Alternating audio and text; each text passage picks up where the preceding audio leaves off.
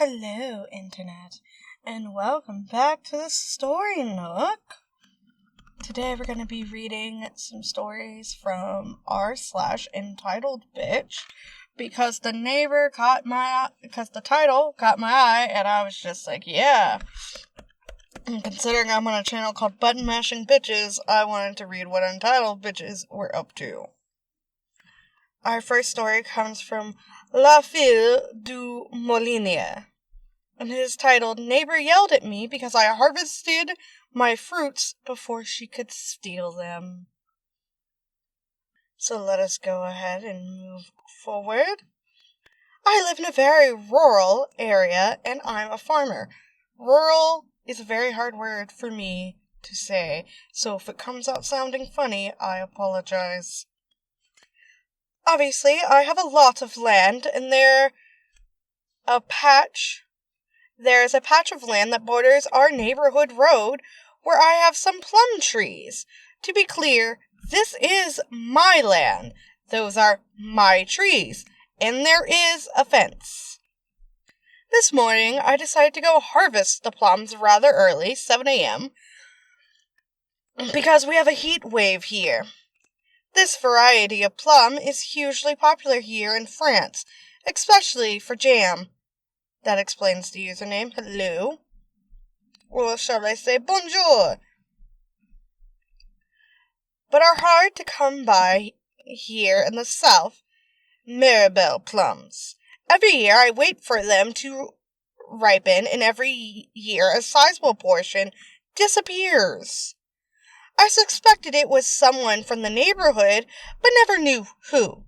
Well, this morning I had my answer. So, I was harvesting and was almost done when I see a neighbor walk down the road towards me with a basket. The second she saw me and realized that I was almost done with harvesting all the plums, she proceeded to yell at me. That is so selfish of you.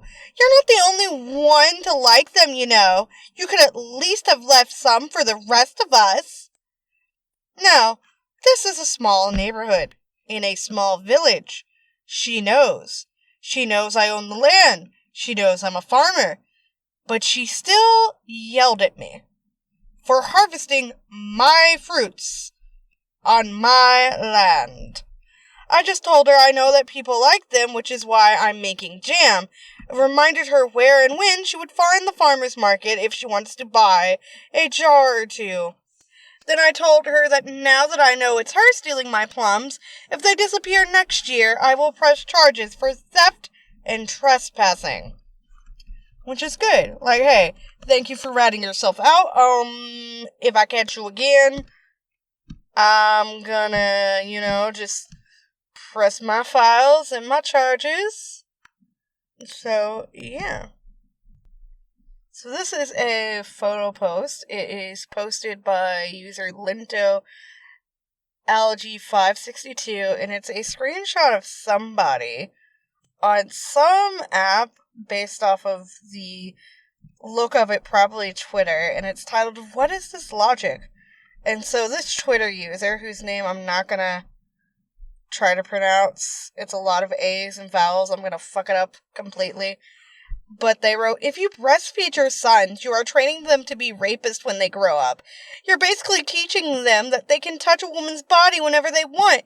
If you oppose rape, stop breastfeeding boys, which is fucked up. And that's the photo of it.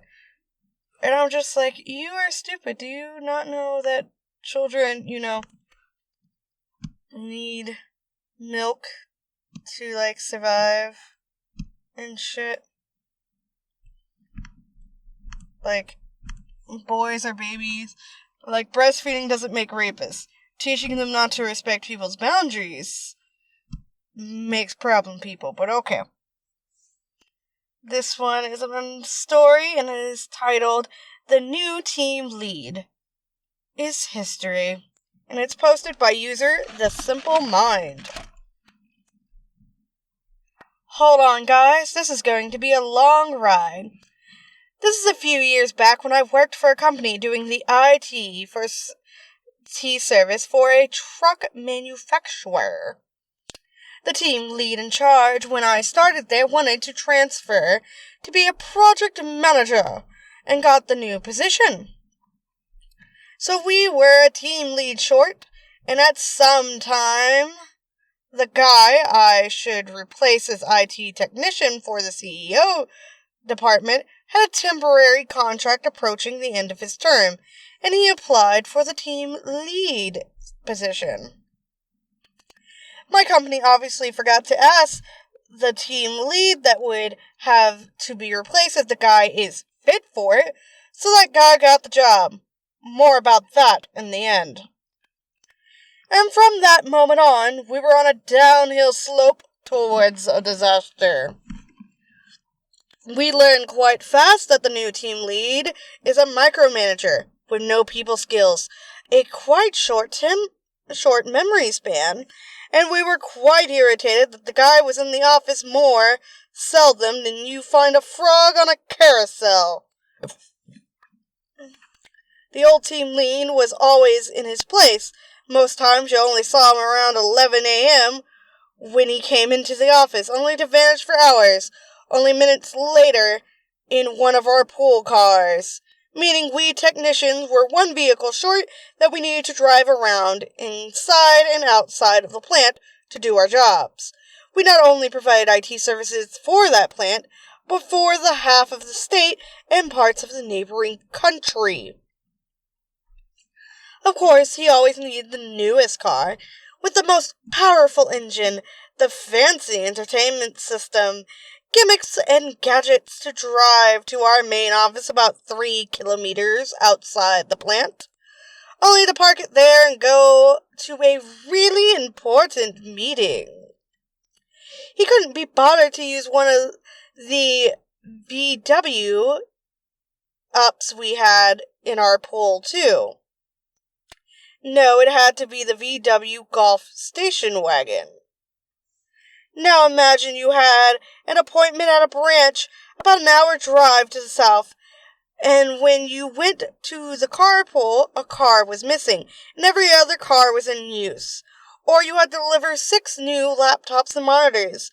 This load could have been transported in the station wagon, but not in the up. We got pissed and told him so. His reaction, "I'm team lead. This car is for me." We responded, "Fuck no, this is a pool car, and if your majesty has to attend a meeting in the main office, someone gladly will play cab and drive you there." This obviously didn't sit well, so suddenly he had to hop from meeting to meeting in various locations and has no time to call anyone as his cab. Of course, he couldn't be called when he was out of the office, or he simply didn't pick up the phone.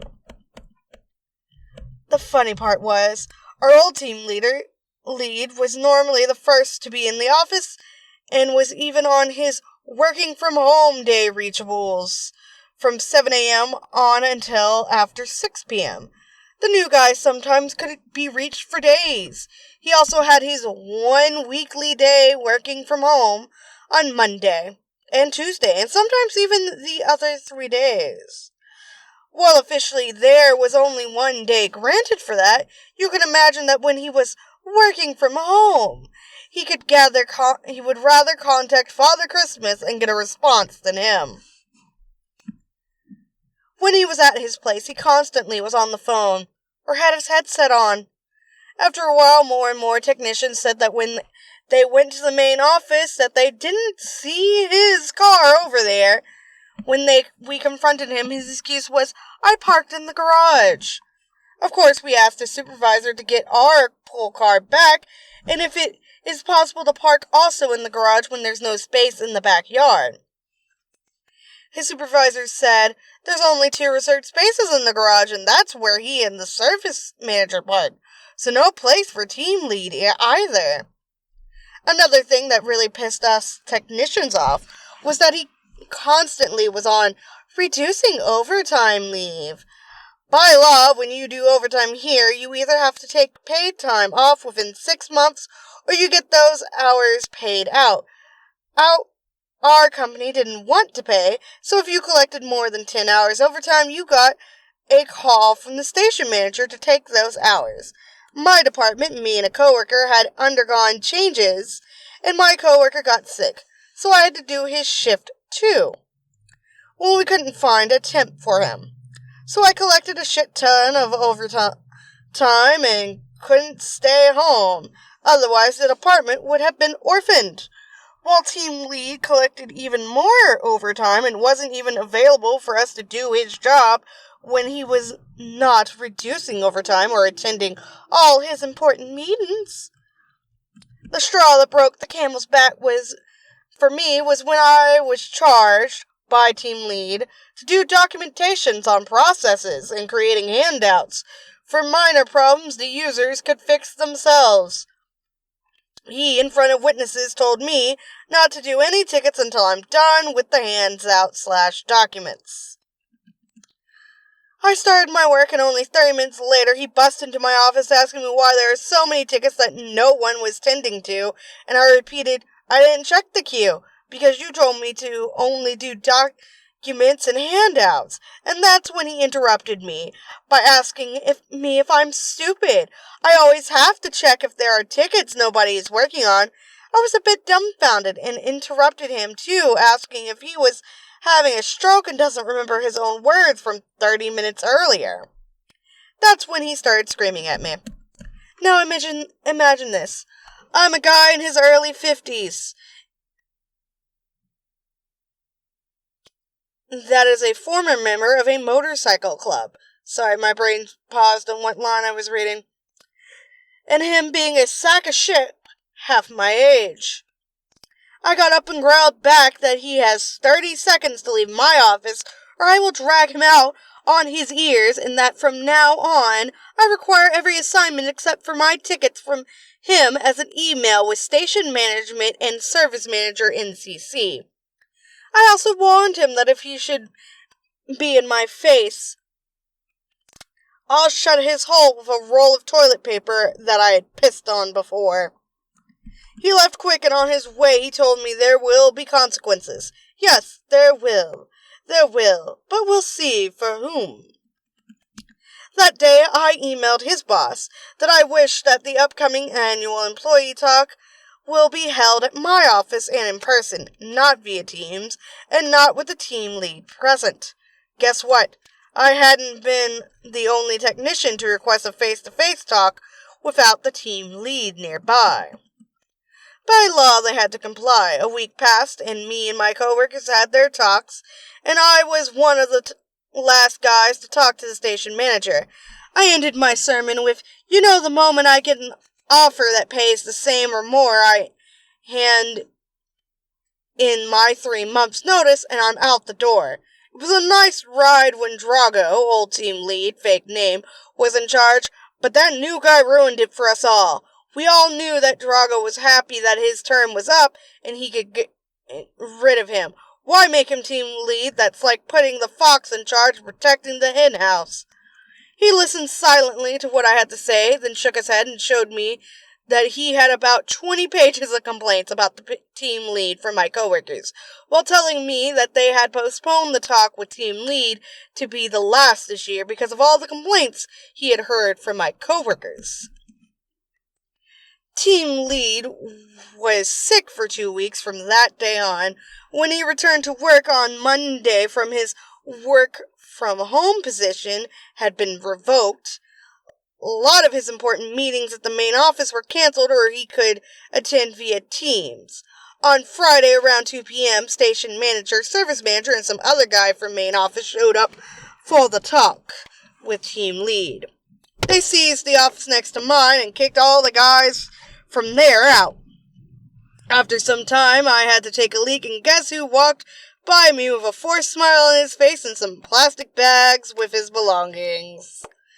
When I was done with pissing, I went to the smoker's enclave for a cigarette. The guys from my office AL joined me.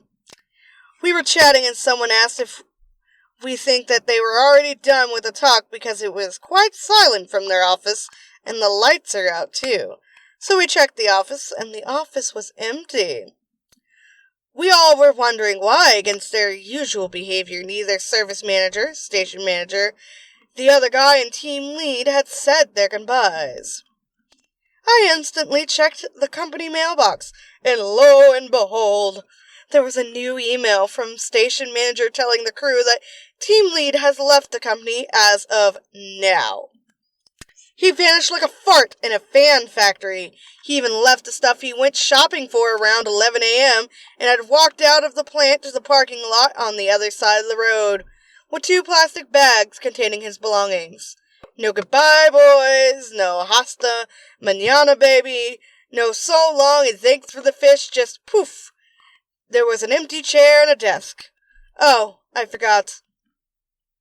The team lead that we had when I started there was quite happy that new team lead had only a temporary contract and that it was running out, so that he would have gotten rid of that guy. He told me that he never understood what the hell came over HR to employ the guy he wanted gone, but HR never had asked about his opinion before employing the guy.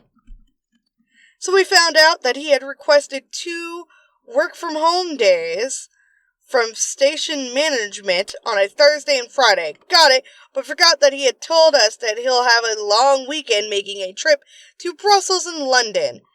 When we called station management on Friday about being unable to reach missing team lead since Thursday, they told us that he works from home. I handed in my notice for a way better job about a year later because the next guy was just slightly better.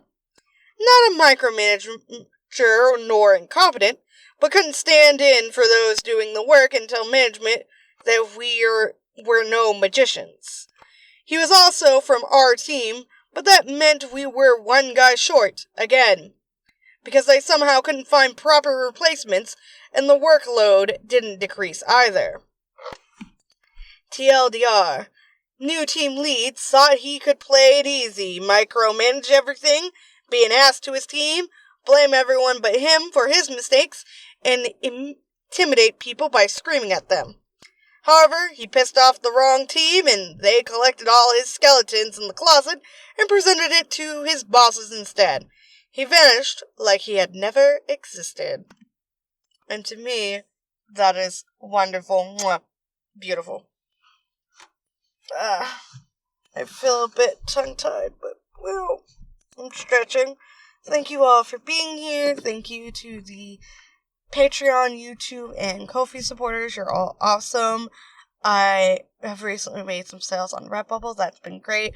I'm still trying to save up to move into like an apartment or a house since the mobile home community I live in is still being shitty. But shit keeps happening. Like, the AC broke, the battery in my car died, so I had to replace that. So yeah, it's like you save a little bit and then something fucks up. So, yay. So, remember to stay hydrated. It's been hella hot in Georgia. Like, it is 89 currently outside where I'm at. And I have to sit in my car and record. So, thank you all for being here. Bye-bye.